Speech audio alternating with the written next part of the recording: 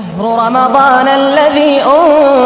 أنزل فيه القرآن هدى للناس وبينات من الهدى والفرقان فمن شهد منكم الشهر فليصمه ومن كان مريضا أو على سفر فعدة من أيام أخر يريد الله بكم اليسر ولا يريد بكم العسر ولتكملوا العدة ولتكبروا الله على ما هداكم ولعلكم تشكرون.